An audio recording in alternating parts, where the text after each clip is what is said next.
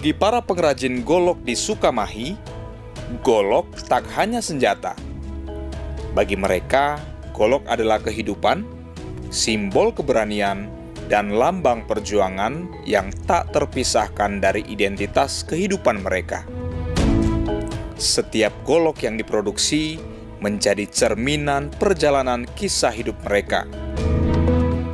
Dari tangan-tangan terampil, seni dan tradisi bertemu menghidupkan warisan budaya yang telah ada sejak ratusan tahun yang lalu. Ikuti perjalanan kami di Kampung Sukamahi, kampung yang jadi sentra kerajinan golok yang menjadi khas Kabupaten Bandung.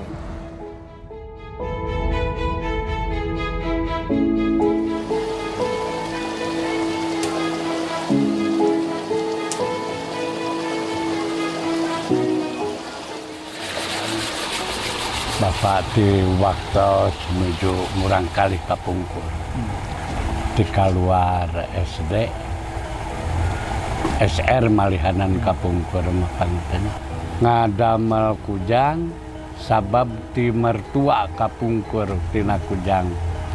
Khas Sukamahi, pangten rupi-rupi tina sintung bening atanapi panisitan, pesoraut atanapi ieu teh, nyata kanggo kaperobian, pakakas anu dararama.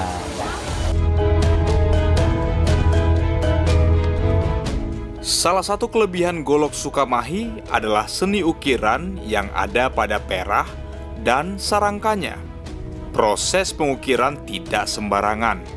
Para pengrajin mengikuti metode tradisional yang diwariskan dari generasi ke generasi.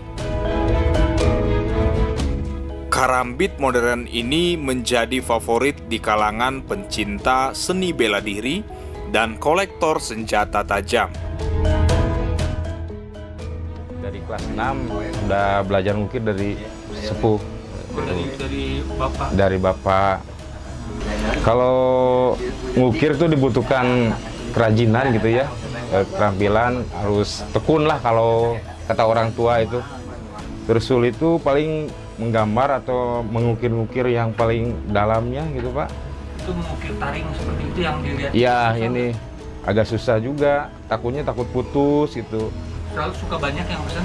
Alhamdulillah sekarang kan dunia online ya, banyak yang aneh-aneh Pak bikinnya. Iya.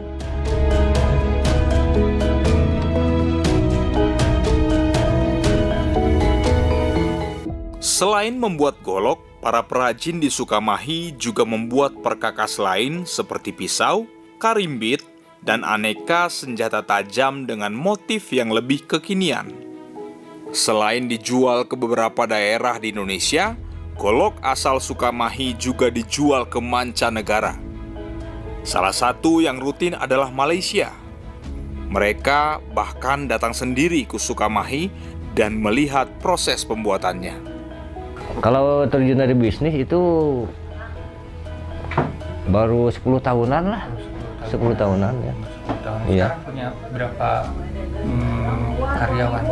Ya alhamdulillah sekitar 10-an. Ada 10 ya. Itu setiap hari menghasilkan berapa banyak dari 10 karyawan itu Pak? Sekitar satu hari itu sekitar 100 bijian. 100 bijian itu berupa golok semua atau ada yang macam-macam? Ya macam-macam. Ya ada yang pisau gitu ya.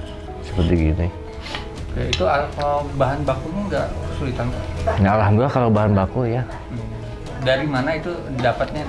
Ya kebanyakan kalau ini kan limbah, kayunya kayu limbah itu dari Jawa. Oh malah kayu limbah ya? Iya kayu limbah. Kayu apa Pak? Kayu senokeling. Kayu. Oh, potongan-potongan kayu. Iya, potongan kayu iya. Dibawa ke sini. Iya. Itu pasokannya lancar. Alhamdulillah kalau itu ya. Dari Jawa Tengah. Iya. Kalau bahan baku besi baja itu dari mana Pak? Kalau itu dari Surabaya ngambilnya. Dari Surabaya. Iya. Setiap bulan sekali atau? Ya 1 bulan sekali lah. 1 bulan berapa ton? Ya 10 tonan lah, sama keseluruhan orang sini. Sukamahi.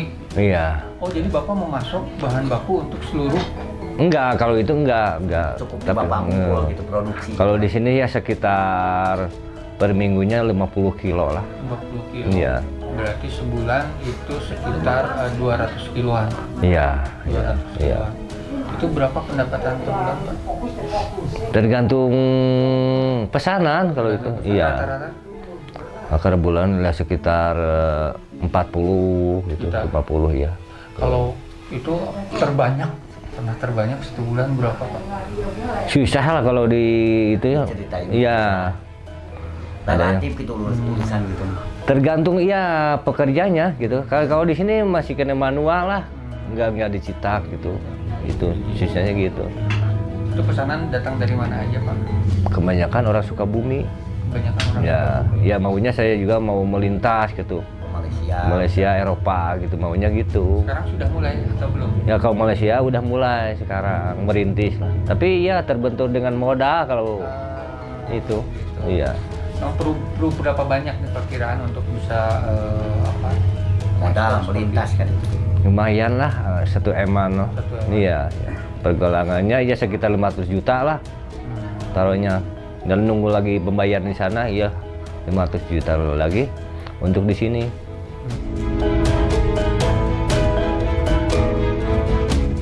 Beberapa perajin golok di Sukamahi bahkan terbiasa memegang golok yang masih membara saat penyepuhan.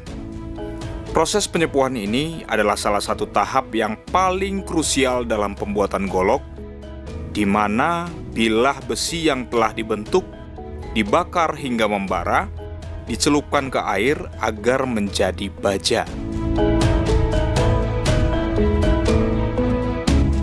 Keberanian ini bukan hanya soal fisik, melainkan juga soal kepercayaan dalam proses dan keterampilan yang telah mereka kuasai.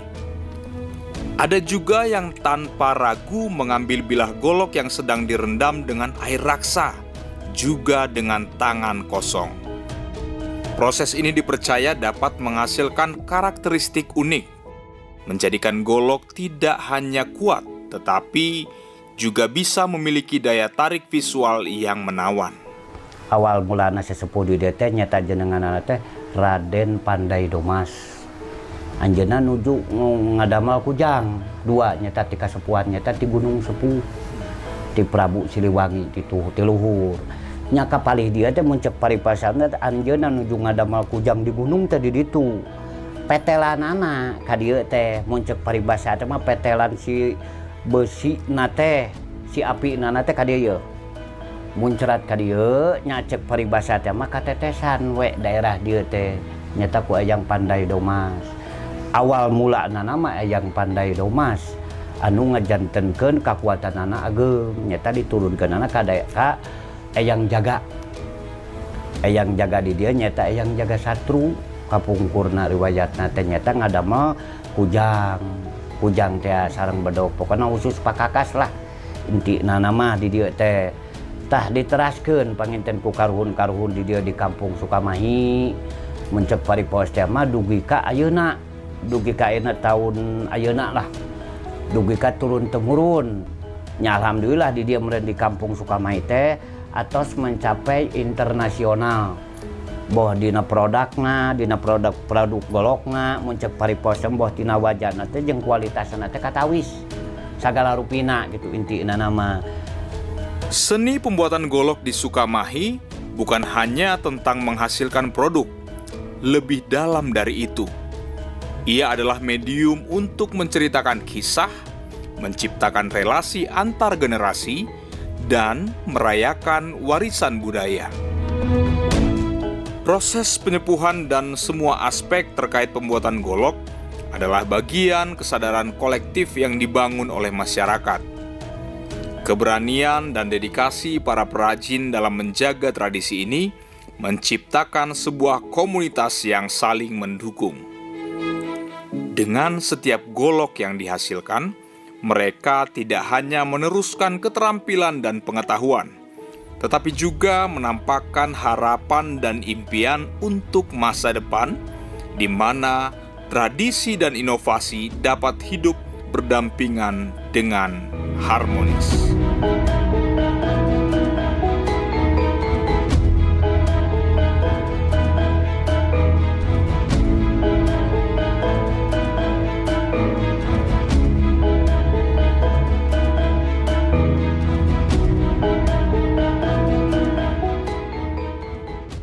Download Tribun X sekarang. Menghadirkan lokal menjadi Indonesia.